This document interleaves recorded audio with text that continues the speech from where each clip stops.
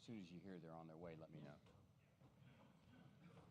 I'm trying to, I don't want to start my announcements till as many people are in here as possible. Hmm? No, that's not her. That's the one we're talking That's about. that's not. I don't think she's NCAA. She said she was. Really? Because I saw the NCAA woman, Joanne. That's not her.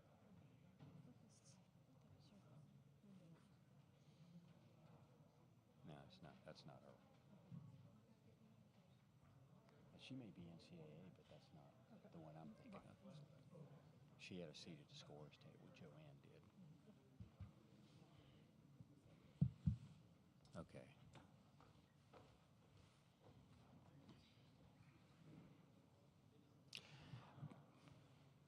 Before we get started with Auburn, just a few items to remember, please.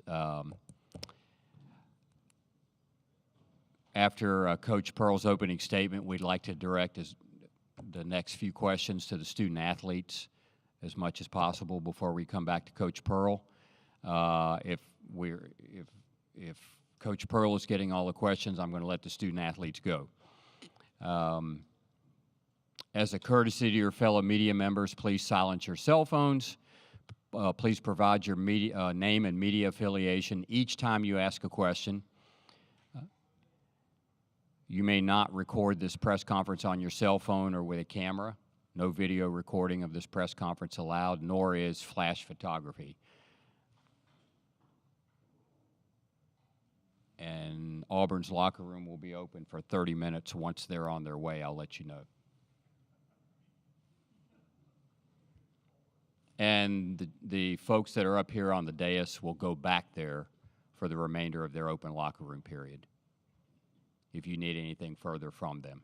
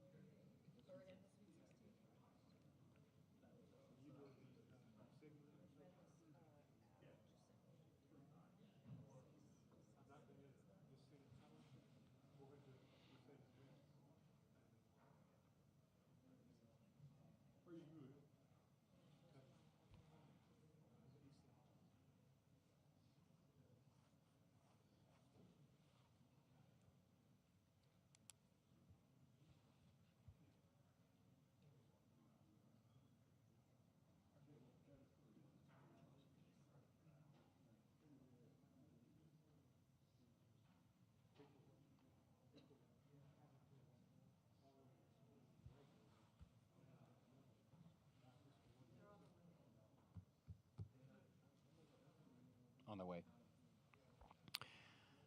Auburn folks are on their way. Their locker room is open currently for 30 minutes.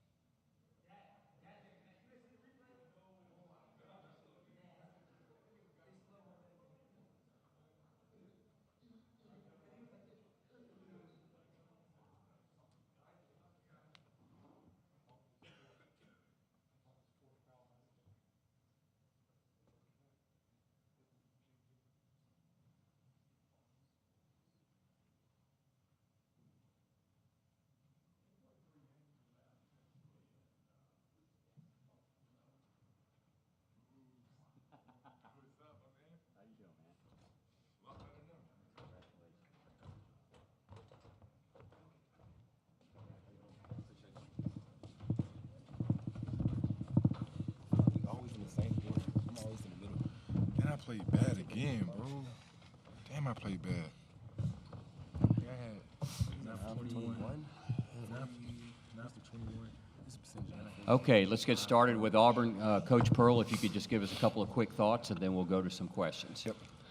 Well, first of all, I'd like to congratulate Michigan, the Big Ten tournament champions, on an outstanding year. What an incredible first year for that staff to come in and turn that program around.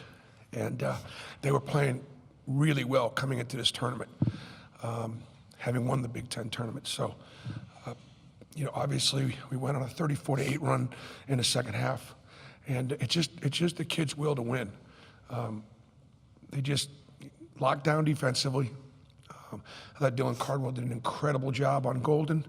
I thought Janai, Dylan, Cheney were physical with those guys and didn't let them dominate the game with their size, which they do against most opponents.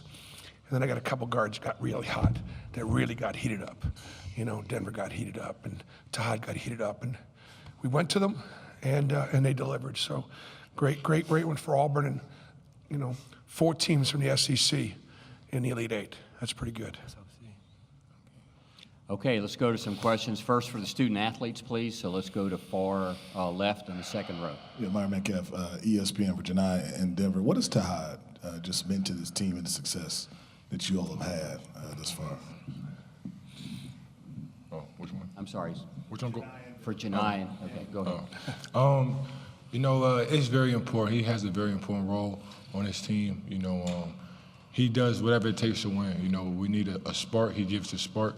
And he's a good person, good human being. He listens to us. As being a freshman.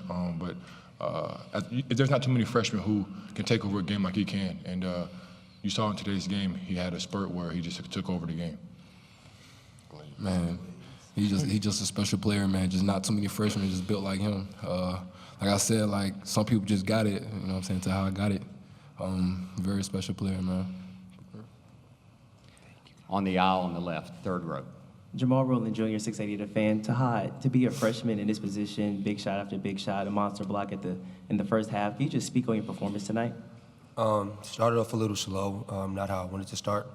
But having guys like this just to back me up, knowing that they got my back is just amazing feeling. So just getting out there second half, getting back to what I usually do, and then obviously having guys like Denver and Janai stepping up too, playing huge minutes and doing what they do best. So just having guys like that, knowing they have my back is a great feeling. Let's stay on the left on the fourth row. Raphael Haynes with the three-point conversion. It's for Janai. If any, what were the conversations like before you went on that run to get started on that run amongst the players, like in timeouts and so? We were playing bad. Being honest, we was playing bad. And we was turning the ball over a lot, and we wasn't guarding. But we were still in the game, so everybody just said, let's get 3 stops. And then 3 led it to 4, and then 4 led to 5 stops, and then we went on a little run, and crowd got involved, and then we started playing Auburn basketball. Down front here in the first row. Robbie LaStella, Bracketeer.org. My question's for Janai. You guys had your 34th 10-0 run of the season tonight. Where does this team's spurt ability come from like that? The defensive end. You know, we lay our hats on our defense. But then we have guys who can make plays. You know, Denver went on a 10-0 run by itself. You know, Tahad went on a 10-0 run by himself. You know, it's just guys like that who can create shots. It takes the load off of me. You know, I wasn't playing my best game today, but I had, you know, my guards come through and hit big shots. You had a triple-double today. He did? Oh, look at the stat sheet. No. No, he had a triple-double. He scored 22 points. He had 16 rebounds, and he missed 11 shots. Right. You had a triple-double. He got me though. I was about to say. No, I know what he was talking about. Front row on the left. Shelley Winter, 95.5 WSB. Just kind of for everybody, first of all, Brother Pettiford, there's a bunch of Jersey City up in that crowd. I've been walking around all night, so we got other places to go after this. But to the whole team there was a point in time before the coach called timeout. It seemed like there was some jawing back and forth, guys looking at the bench, and you called timeout, Coach Pearl, and you kind of let the team sit and stew by themselves. Can you all just kind of talk about that sequence of events? Janai, why don't you take that one? We're brothers at the end of the day. You know, brothers gonna bump heads. Everybody on this that has an Auburn on wants to win. You know, and sometimes winning you gotta go through some adversity. But you know, Coach has confidence in us to be able to. We're a player-led team sometimes, so a couple guys say what we want to say, and then you gotta listen to what your teammate has to say, and then after that you shake it off and you go out there and play hard for Coach Pearl. I mean, the deal was we turned the ball over a little bit. We made some mistakes, and I let them kind of jaw at each other a little bit, and then going, hey man, we're good. We're in a great spot. You guys are just pushing each other, holding each other. I love the energy. I love the pace. Let's just try to slow down a little bit with the ball. We're just rushing. Let's go here on the right side, third row. Jerry Ham for the third AL.com. Denver, the 10-0 run you had by yourself. Kind of talk about, what got things started for you today. Man, honestly, I seen one go in. I just felt the basket got bigger, and I just want to continue being aggressive. Coach was getting me more involved in the plays, and I was just taking more advantage of it. Far left, second row. We can ask Bruce a question, right? Mike, I can ask Bruce a question. Go ahead. Bruce, obviously, a lot of freshmen this year who have gotten a lot of publicity. We haven't heard as much about Tahad. But what did you see in him when you decided to add him to this roster? Well, first of all, I want to give his father, Travis, and Ira Bowman, my assistant coach, credit, because those guys are family friends. And I think the biggest thing with Tahad was we loved him when he was young. And there were people who were interested. They were wondering. I was like, no, I want you to run my team or be our scorer or whatever. And I think Tahad he remembered that when he was younger, and we didn't waver from it. And we just, I think he trusted Ira, and he's learned to trust me. He didn't know me very well. I want to give Janai credit in this regard. These guys are best friends. Okay, this is a senior in his 5th year. He's got a lot of other stuff going on, but when it comes to just messing around and having fun, he's just sort of loving on that little shit. That's all he's done. No, he is. He is a little shit, and he's loved on it. And you know what? So Tahad, he cares about Dylan. He cares about the seniors on this team, And he really wants to deliver for them. Second row here on the right. For the players, in all of you, how big was Tahad's 3 when y'all came out of the timeout down 9? And also, could you just talk about what it means to be where you are right now in the Elite 8, one step to the Final Four? Go ahead, Janai. That was actually a broken play. I messed the play up. I didn't know who was calling, but that just shows his shot-making ability and to be able to just, be a dog at times, and make plays. So he came off the pick and roll, shot it, and he made it. Cut the lead to 6, and then had a little bit to say to me. I messed the play up, but it just shows how special he is, though. Let's go third row on the left. Yeah, Jamal Rowland, Jr., 680 The Fan. Just a quick question for all the players. I just want to know, like, what was going on with the ball? It seems like everybody was kind of fumbling it or, like, lose control of it. Just was it slippery or is it just rushing or, like, what was that? I would just say it was a rush, just rushing, thinking about it too much. We don't want to blame it on the basketball because obviously you can't. So we just have to focus on catching the basketball and making the right decisions. Let's go on the right, fourth row on the aisle. Deshaun Tate from three-point conversion here in Atlanta. I guess this question is for Janai, or any of you guys can answer it honestly. Obviously, you guys are going to enjoy the one that you guys have tonight and so forth, but it's a quick turnaround before you have to start looking at the next opponent. When you just think about who that next opponent is and so forth, what instantly comes to mind? What is your familiarity with that opponent? Janai? First off, Tom Izzo is a great coach. He's a Hall of Fame coach. So Michigan State is a very good team. But we're not going to do too much celebrating tonight. We got another game. We got to prep. We got to take care of our bodies. We got to rest. Let's try to get to San Antonio to the Final Four. Let's go far left, second row.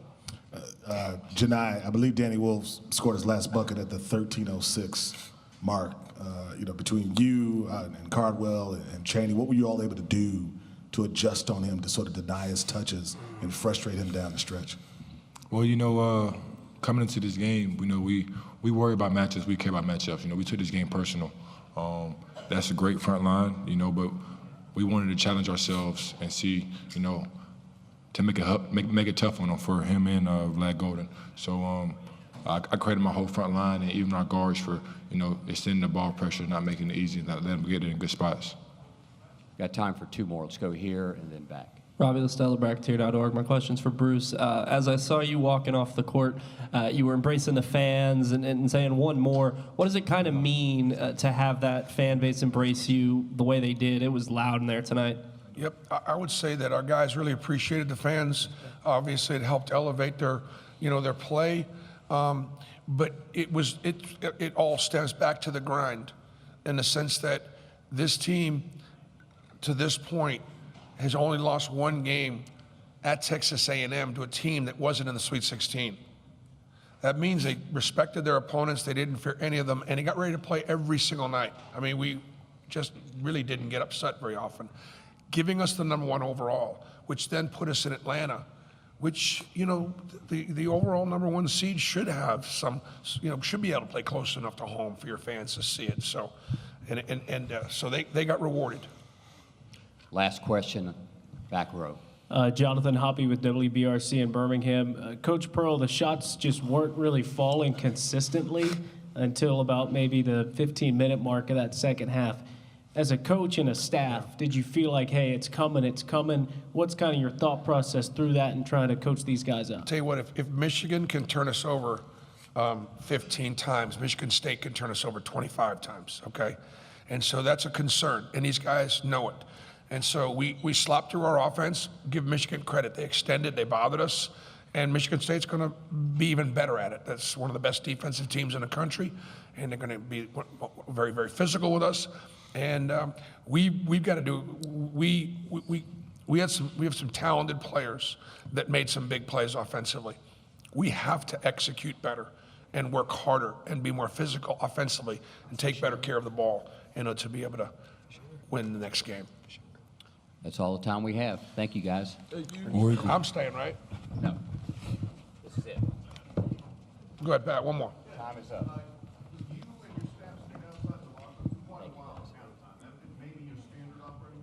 It is.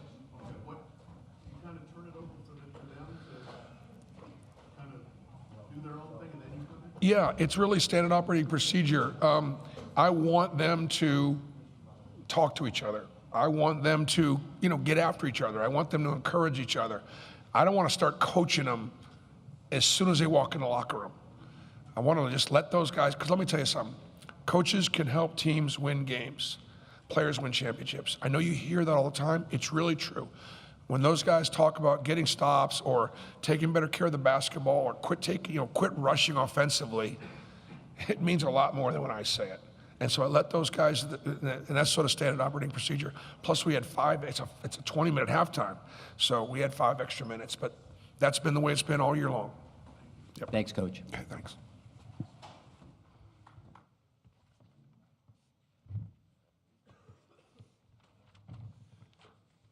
You got everything? Yes, sir. Thank you. Thank you so much.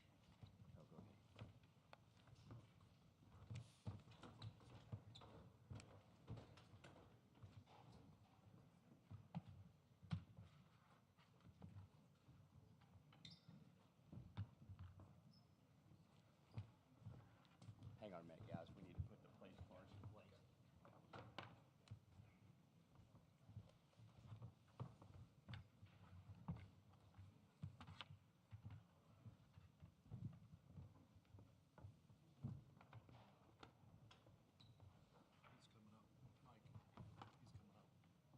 Oh, yeah.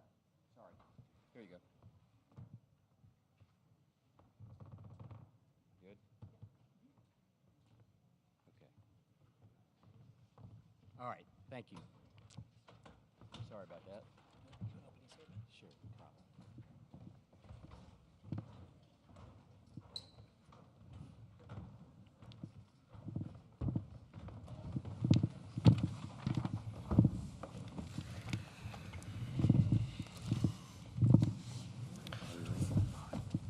Begin by congratulating Auburn and the job they did, especially in the last 8 or 10 minutes of the game. They played with an incredible amount of energy, enthusiasm, physicality, and knocked us off our spots. And they were a load on the offensive glass. I think those extra possessions were the difference in the game. But I want to give our guys a lot of credit too. We really, really grew as a group. This was an awesome team to be around every single day. That it hurts when you don't perform at your best for the last game and put yourself in position to win. But overall, just very, very proud of this group. Let's start with some questions for the student athletes. Please raise your hand if you have a question. All right, down front and then there. Right side, front row. Robbie LaStella, Bracketeer.org. My question's for Vlad. Saw you embracing Dusty there at the end. Can you just kind of reflect on your journey a little bit, coming here with Michigan, being developed at FAU with Dusty, and how that's been for you overall? It's been great. I love all my decisions that I came in. I decided to play for this man, and obviously I can see I got better players than I were before, but probably more important for me is like the emotions I got, the relationship I built, and I wouldn't change a thing. Let's go with the third row on the right. JR3AO.com. My question's for Vlad. What did kind of the Auburn front court do defensively to kind of fluster you today? I mean, they played physical defense. The shots didn't fall in, and sometimes it happens. It feels even worse that it happened in this kind of game, but it is what it is. Back row on the left. Hey, Gunter Schroeder, USA Today. Questions for Danny. In the closing stages, Auburn seemed to maybe have figured out something that they didn't know throughout the whole last game last year and then the first half this year. But looking back on your overall performance tonight, what do you think others may have learned about your overall game that we may not have known coming into tonight? You're asking? Sure. I'm a little confused, sorry. Just something you think you showed everyone. That's the last thing on my mind. I had no intention of showing anyone what type of player I was. Yeah, all I really cared about was getting a win, and we weren't able to do it. Credit to Auburn. But yeah, I had no intention of really showing anyone what type of game I played. That was the last thing on my mind. Third row on the right of the aisle. James Fletcher from On3. For Vlad and Danny, there were a lot of people who had something to say about playing two centers at the start of this season, and I know it's hard to look at right now, but in the grand scheme of this season, what can you say about playing together as a duo, proving a lot of people wrong, and the trust that Coach May put in you guys to run that lineup? I loved every single minute of playing with Danny. He was a great player, but it's been fun. We did something that not many people do, and we did something that me personally I haven't done before, and I think I learned a lot playing by the side with him. Yeah. Sorry. Oh. Sorry. Go ahead. Yeah, I mean, playing at Michigan this year was the greatest honor of my lifetime. And when Coach May and the staff kind of gave me the opportunity to come here and laid out a plan for Vlad and I questioned it at first, but they put so much trust into the two of us, and our teammates make us look way better than we are. And yeah. Far left in the back row. Danny, this game, it almost felt like an Auburn home game. What, with that crowd overwhelmingly on their side, it seemed like you guys, it didn't fluster you. Did you guys feed off that, or what was that atmosphere like to play in? Yeah, I mean, they're the #1 overall seed, so they get, I don't know how it works with locations, but yeah, I mean, before tip, it seemed like a true road game, and I don't think it really fazed any of us. And then obviously in the second half, late second half, when they hit a few shots, the place erupted, and that's just a huge momentum swing, especially when you have the crowd into it. But I thought we kind of pushed past that noise early on, and credit to Auburn, they hit some big shots late, but I mean, it's March Madness, and we're 2 hours away from their facility, and they had a great supporting cast from their fans, and credit to them, but yeah, I don't really think it fazed us too much. Third row on the left. Namari, you were a member of this program when it was 8-24 last year. Curious if you can reflect on being one of the few to stick with this team throughout the coaching transition, and how you want this year to be remembered. Yeah, coming off of last year, Coach Dusty came in, like the guys said, with a plan to win, and to get a group of guys together that were fit to win and eventually become brothers. And that's exactly what we did. Coming off a tough year last year, us, especially the returns, me, Will, Jace, et cetera, the plan was to rewrite the story and represent the Block M in the right way. And this season was amazing. Not only did we build brothers and brotherhood, but we're going to talk about this, for the rest of our lives, and it's something that we're all going to remember. So I'm grateful to be a part of this group, and I'm grateful to be a part of the University of Michigan as a whole. Back row on the left. Hey, Gunter Schroeder, USA Today. Wanted a bit of a follow-up for Danny. I know you grew up a big Michigan fan, and when you had the opportunity to come in and play for Coach May, you didn't think twice about it. But how do you want to be remembered as a Michigan basketball player?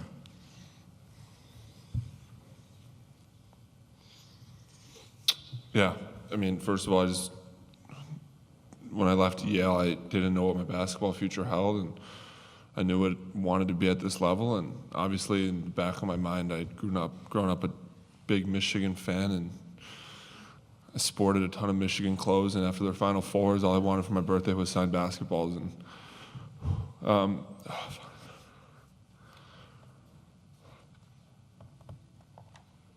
I have so much respect and gratitude for my coaches for allowing me to come here.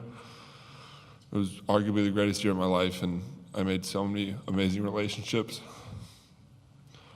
I met my brothers for life, and we had an unbelievable locker room, and we stuck with each other through the ups and downs, and it sucks to see it cut short. But yeah, this last year has been the greatest of my life, and I have to thank the coaches and my teammates for that. We got time for a couple more. We can take questions for Coach as well. Robbie Listella, Bracketeer.org. Dusty, tough loss tonight, but you've changed Michigan for the better. 8 wins last year, Sweet 16 now. What's the journey been like for you getting this team to where they are now and going forward into the future? What's that look like for you? That's the toughest part. You think back to June or whatever date it was when you had the full group here and what they looked like then and where you were at that point. It didn't look anything like it does now. Just to see these guys, you're bringing so many new guys. You have some other guys still in the program. You don't know how their personalities are going to mesh, their skill sets. So just for these guys to want to be better every single day, to be open, to change, to love each other, to get off the mat when you get knocked down. Just proud of the group. A lot of fun. I mean, obviously we had a blast, and we did some things that we'll have forever. We'll have a banner or whatnot. But man, when I think back of the first Michigan team that I was a part of, these guys, they left a legacy. They have an identity. They've helped us establish identity, and they should be very, very proud of their body of work. Last two questions. We'll go back row, far left. Namari, you guys may not be part of it, but what is the future like for the Michigan program now under Dusty? Now that you guys you've come so far, but where do you think the program's headed next year and beyond? This is an absolutely beautiful future ahead of us, especially the type of guys that Dusty recruits, the type of guy that Dusty is, and the type of coach that he is, his schemes, his game plans, offensively, defensively. He keeps really, really good people around him as well, and I think that's just a brand for a beautiful future ahead and representing Michigan the right way going forward. Last question here, third row on the right. For Coach May, that front court duo that you brought together this offseason, what can you say now reflecting on the season that they had as a duo about your image for them when you brought them in, what you sold them on, and how it played out, and maybe how they reached those expectations or exceeded them along the way? Well, they number one, I credit them. They bought into a vision, and sometimes it's hard to buy into something that's not seen, that you can't see. But also they worked. They wanted to figure out solutions. They wanted to figure out the best way to do it, and it starts with just getting really quality people that are good at basketball, and then figure out a way to make it work. And so now my mind shifts to next season immediately. Like, what's it going to look like? How do we replicate the best of this season, and then how do we fix some things so we're still playing for another few weeks? But yeah, those guys, they became a national story because of their unique skill sets, how well they work together, but also the other three guys on the court didn't get as much credit as they deserved because they were the ones spacing, cutting, feeding the ball, whatever the case. So, but yeah, it was unique for us to get for those guys to get some really quality attention and press and give us another kind of, I guess, subculture or identity going forward. That's all the time we have. Thank you very much, guys. Thank you, guys. Thank you.